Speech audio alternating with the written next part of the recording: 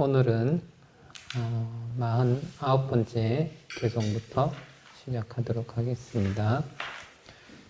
꽃의 향기와 빛깔을 다치지 않고 꿀만을 따가는 꿀벌처럼 지혜로운 성자는 그와 같이 마을에서 마을로 걸식을 해야 한다.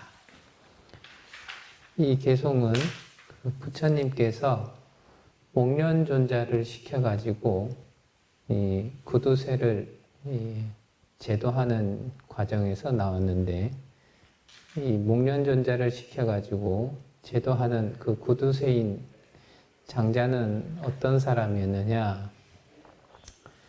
이 왕궁에 갔다가 돌아오는 길에 우연찮게 짜파티라고 해가지고 인도에서 우리나라 빈대떡 같은 그런 것들을 만드는 것을 보고 아주 허름한 음식인데 저거를 내가 먹어야겠다.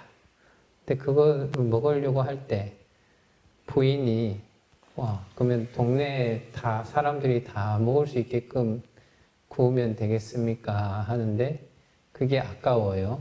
그래서 부인이 범위를 자꾸 좁혀서 우리 집에 있는 사람들, 그런 다음에 집에도 안 된다 하니까 우리 가족들만 해도 안 되니까 당신하고 나하고만 먹읍시다 했는데 왜 아깝게 그 밀가루를 쓰느냐. 그래서 당신만 먹을 수 있도록 그 짜파티라고 하는 것을 굽겠다 해서 굽는데, 부처님께 그 타이밍에 목련존자를 보내서 그것을 공양을 하겠다 이렇게 얘기를 하시거든요. 그래서 이제 목련존자가 와가지고 신통을 조금 나타내고, 그로 인해서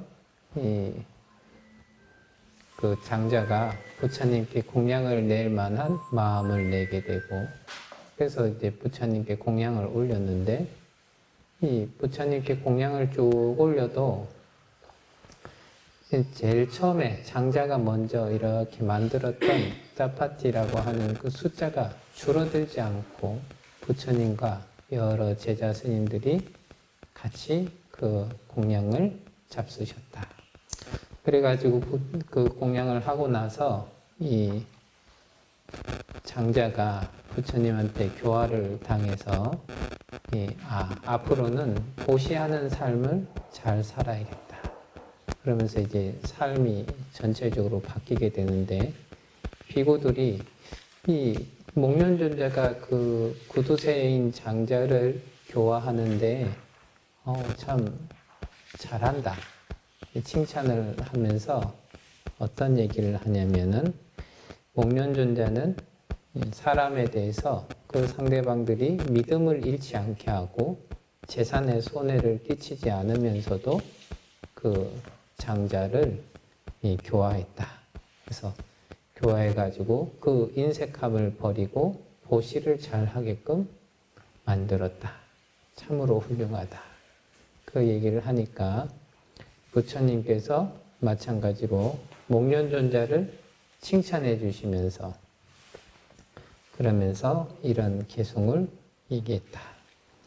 이 비구가 제가 신자를 교화할 때는 믿음을 잃지 않게 해야 되고, 또한 재산상의 손해를 끼치지 않게 해야 되고, 피곤하게 하거나 위압감을 주지 않고 가르쳐야 된다. 그런 얘기를 하시면서 이 개송을 외우셨다. 그래서 이 어떤 것이냐, 요즘에 하는 얘기로 편하게 얘기할 경우에는 이제 윈윈 전략이다.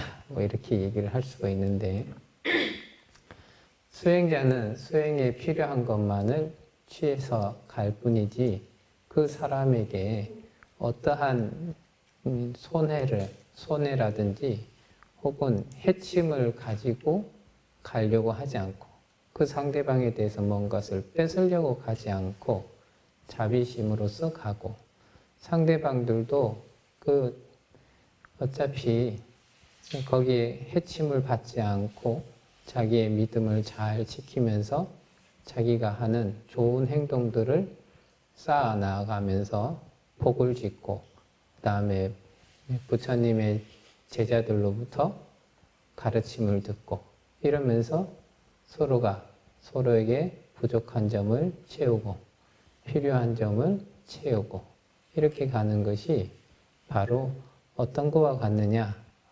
벌꿀이 이 꽃에 다가가서 거기서 꿀만을 취해갖고 꽃을 해치거나 향기를 해치지는 않죠.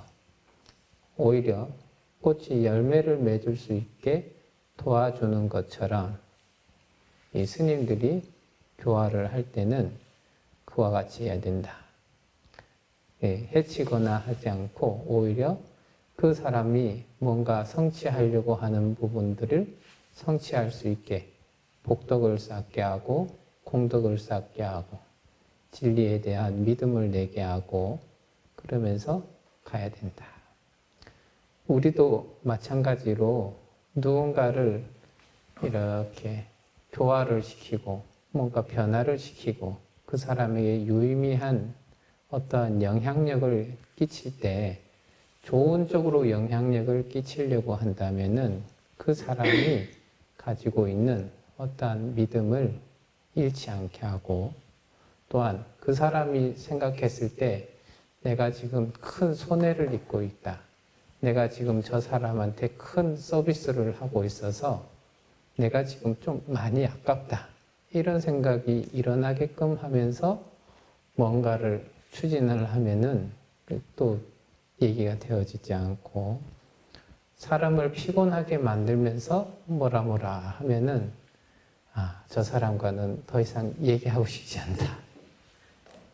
이 얘기를 하는데 했던 얘기 또 하고 혹은 뭐 논점이 흐린 얘기들을 자꾸 하거나 혹은 아닌 것 같은데 계속 자기 스스로 답을 정해놓고 나는 이것을 듣고 싶으니 당신은 이렇게 얘기하시오 하면서 계속 사람을 피곤하게 만들면서 해도 상대방이 그 사람의 얘기를 받아들이지 않고 또한 위압감을 주게 되면 위압감을 줄 때는 말이 통하는 것 같은데 위압감이 사라지고 나면은 그 사람의 얘기는 들을지 않아도 충분히 괜찮은 그런 얘기들처럼 우리들에게 인식이 된다.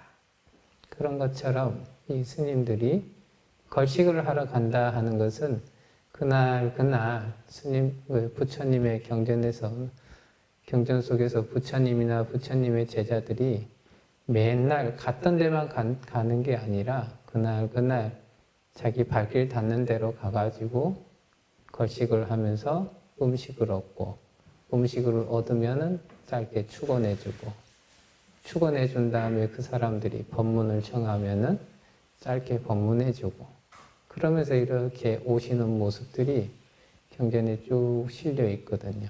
거기서 음식을 스님들이 걸식을 하는데 이 음식을 내놔라 이렇게 얘기를 하는 게 아니라 그냥 가서 그 사람들이 주는 음식에 대해서 무슨 음식이든지 감사히 여기면서 받아오는 것이 걸식이다. 그와 같이 한다면은 그 집에서 이 또 걸식을 하는 시간대가 보통은 이 우리가 사시라고 해서 9시부터 뭐 11시까지 이렇게 가잖아요. 그 시간대를 가만히 생각해 보면은 이제 아침을 해 먹고 그 다음에 음식이 남아 있는 것을 스님들이 가서 이렇게 걸식을 하는 형태예요. 그 재산상으로 크게 손상을 입히는 게 아니라 남은 음식이 있으면 얻어먹고 없으면 못 얻어먹고 하는 그 정도 수준으로 스님들이 걸식을 하셨다. 그런 모습들이 전혀 위압적이지도 않고 왜냐면 이제 국을 가는 사람이 위세를 세워가지고 내가 니보다 낫니 뛰어나니 이런 얘기 해봐야 소용없는 일이고 그래서 그렇다고 비굴하게 가느냐 또 비굴하게 가는 것도 아니에요. 그냥 이렇게 담담히 가서 저 상대방들이 마음을 내서 준다 하면은 감사히 받고 안 준다 하면은 안 주는구나 하고 돌아서기만 하면 되는 거지. 거기에서 크게 뭐 안 주면은 거기서 시비를 잡고 위협을 하고 이런 일들이 아니더라. 그런 것처럼 서로 상대방을 오히려 도와주기 위해서 그 상대방들에게 이익이 되게 하기 위해서 움직이는 그런 행동을 하게 된다면은 어디 가서나 그 사람들에게 환영을 받고 또한 그 사람들에게 좋은 얘기를 해줬을 때 그 얘기를 기반으로 해가지고 그 사람들의 변화를 이끌어낼 수 있다.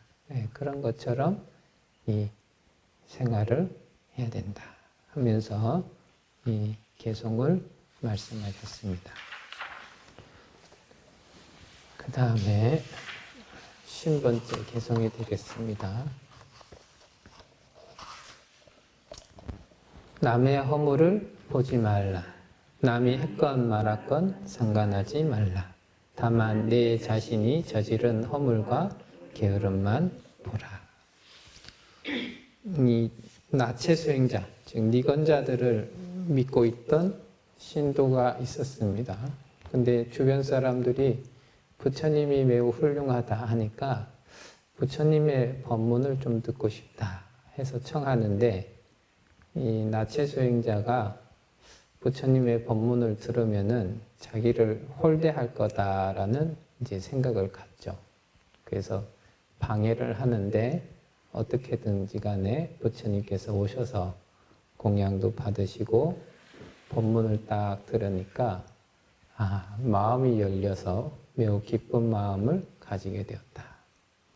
근데 이 나체 수행자가 이렇게 있다가 부처님의 법문을 듣고 좋아하는 모습을 보니까 이제 나한테는 이득이 안 오겠다 싶으니까 그 여인을 한테 가가지고 당신은 참 나쁜 사람이다 하면서 이제 욕을 하고 막 하는 거예요. 그래서 그 얘기를 들으니까 갑자기 내가 엄청 지금까지 그 여인이 믿던 것은 나체 수행자였고 나체 수행자의 얘기가 진리처럼 이렇게 받아들여지다가 갑자기 그 사람이 나를 비방하니까 내가 몹시 무언가를 잘못한 것 같은 그런 느낌을 딱 받아서 부처님한테 법문을 듣는데 거기에 집중을 하지 못하게 되죠. 그러니까 부처님께서 가만히 이렇게 보시다가 이러한 개송을 외우셔가지고 공부에 전념할 수 있도록 하셨다. 남의 허물을 보지 말아라. 내 자신의 허물만은 봐야 된다. 그래서 우리가 이제 일단은 내가 A라고 하는 사람이 있고 B라고 하는 사람이 있다. 그러면은 이렇게 A가 B에 대해서 이제 비방을 하는데 제가 관찰력이 어느 정도 되는지까지는 모르겠지만 대략적으로 봤을 때 이쪽 경우에 거의 다 들어가지 않을까 이런 생각을 하는데 가장 제일 처음으로 이 비방하는 이 상황이 나타날 때 원인이 어디에 있느냐 이렇게 보면은 가장 첫 번째는 A의 기분이 굉장히 안 좋을 때예요. A의 기분이 너무 안 좋아서 누구든지 걸려라 하고 있을 때 B가 뭘 하든지 간에 자기 기분을 풀기 위해서 일단은 비방을 막 쏟아붓는 경우들이 있어요.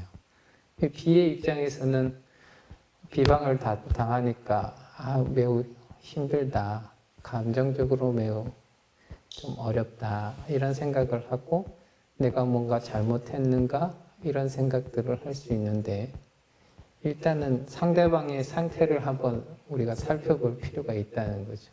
그래서 첫 번째는 A의 기분이 지금 어떤 상태인가?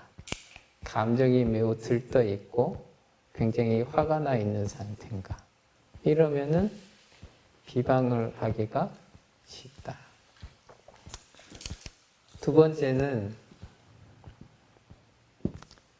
뭐냐면은 원하는 게 있을 때예요.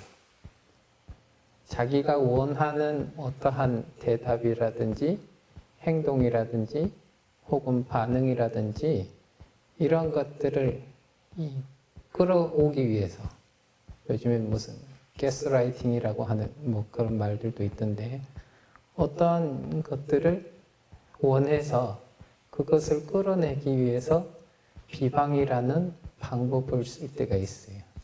그러면 그 비방에 따라서 비가 이렇게 우리가 사람이 비방을 들으면 요동을 막 치니까 이러한 경우들이 있더라. 또한 이제 세 번째는 어떤 거냐. A가 A의 기준을 가지고 봤을 때 B가 잘나면은 질투해서 비방하고요. 나랑 삐까삐까 하면은 자기의 암만심이 내가 더 훌륭하다라는 것을 증명하기 위해서 비방을 하고요. B가 못났으면 못났다고 비방합니다. B가 상태가 어떻든지 간에 내 기준이 명확하게 잡혀 있고 나의 기준이 분명한 것을 드러내기 위해서는 B 상태가 나보다 훌륭하든 비등비등하든 혹은 나보다 못하든지 간에 다 비난할 구석 자리는 있거든요. 그래서 비난하게 돼요. 그러면은 이제 직장 상사나 이렇게 되게 되면은 A의 기준이라고 하는 것이 굉장히 중요성을 띠게 되고 그래서 A한테 맞춰줘야 살 거다 하는 강박관념이 확 드니까 이때는 B가 이 비방에 맞춰서 행동을 막 바꿔야지만 살 것 같다 이런 생각들을 많이 하게 되죠. 가정 내에서도 마찬가지고 회사나 학교에서도 마찬가지고 누군가가 가지고 있는 기준점이 개인적인 기준점이 명확하고 그 명확한 상태에서 자기의 기준점을 조금이라도 벗어나면 다 비방할 거리예요. 그 다음에